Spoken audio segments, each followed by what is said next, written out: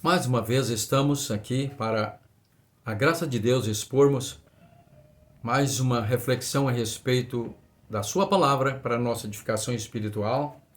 Hoje baseada em Êxodo capítulo 24, versículos 6 a 8, onde lemos: Moisés pegou a metade do sangue e o pôs em bacias, e a outra metade aspergiu sobre o altar. Depois pegou o livro da aliança e o leu para o povo. E eles disseram: tudo o que o Senhor falou, nós faremos e obedeceremos. Então Moisés pegou aquele sangue e o aspergiu sobre o povo e disse: Eis aqui o sangue da aliança que o Senhor fez com vocês, de acordo com todas estas palavras. Palavras, sim. As palavras dos 10 mandamentos, o resumo da lei nos 10 mandamentos, né? Muito bem. Hoje queremos dizer, ou explicar sobre a superioridade da nova aliança sobre a antiga aliança. A aliança lá do Sinai, da lei. Porque tem muitas pessoas ainda confusas, aí acham que tem que obedecer algumas coisas da lei, daquela antiga aliança. Mas nós vivemos na nova aliança, que é infinitamente superior.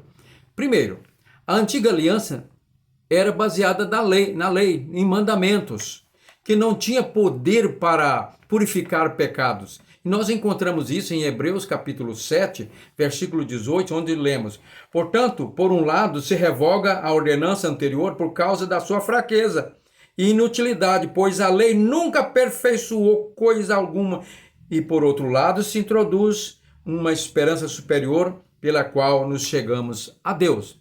Era uma lei fraca, né? Não tinha poder para purificar as pessoas. Temos ainda em Hebreus, no capítulo 9, versículo 11, que era uma lei baseada em sangue de bodes e novilhos. Mas nós vamos ver ali, depois vamos fazer a comparação com a nova aliança. Hebreus 9, versículo 11. Olha o que diz: Quando, porém, Cristo veio como sumo sacerdote dos bens já realizados, mediante o maior e mais perfeito tabernáculo, não feito por mãos humanas, quer dizer, não dessa criação, e não pelo sangue de bodes e de bezerros, mas pelo seu próprio sangue, ele entrou no santuário uma vez por toda, e obteve eterna redenção. Portanto, se o sangue de bodes e touros e a cinza de uma novilha aspergido sobre os contaminados purificava quanto à purificação da carne, muito mais o sangue de Cristo, que pelo Espírito eterno a si mesmo se ofereceu sem mácula, sem mancha a Deus, purificará a nossa consciência de obras mortas para servirmos ao Deus vivo. Por fim, nós temos aqui que a antiga aliança ela foi abolida lá em Lucas capítulo 16, versículo 16.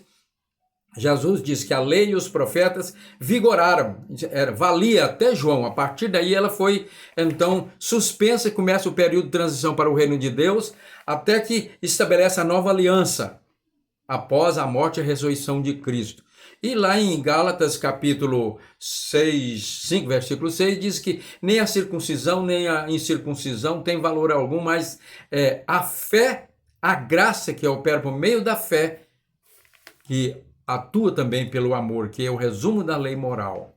E nós temos ainda que na antiga aliança o Espírito Santo habitava com o povo. Lá em Ageu capítulo 2, versículo 5, o profeta relembrando o povo de Israel, Deus relembrando o povo através do profeta Ageu, diz: olha, quando eu fiz aliança com vocês, lá no deserto, tirando do Egito, o meu espírito, eu pus o espírito para habitar com vocês, no meio de vocês.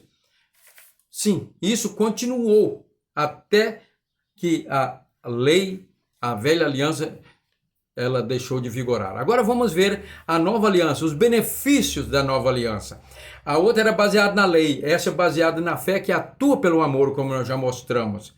É uma aliança que purifica do pecado, uma vez para sempre. Nós já lemos em Hebreus que Jesus ofereceu o seu próprio sangue em sacrifício para nos purificar numa purificação eterna da nossa consciência, para servirmos ao Deus vivo, né?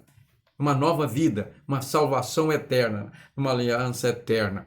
E lá em Lucas capítulo 20, versículo 22, versículo 20, Jesus diz o seguinte na ceia: ele, depois de haver ceado, pegou o cálice e disse para os discípulos: bebam dele vocês todos, porque este cálice é a nova aliança no meu sangue.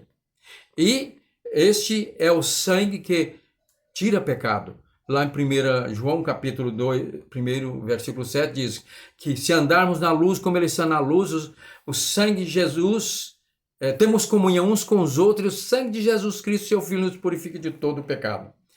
1 João ainda 2,2 diz o seguinte, que ele é a propiciação pelos nossos pecados, e não só pelos nossos, mas pelo do mundo inteiro. Outro que benefício da nova aliança superior à antiga então, a aliança antiga foi abolida, essa é eterna. Nós vamos ver aqui em Hebreus 9:15 o seguinte, que por isso mesmo ele é o mediador de uma nova aliança, a fim de que os que foram chamados recebam a promessa da eterna herança. Eterna herança.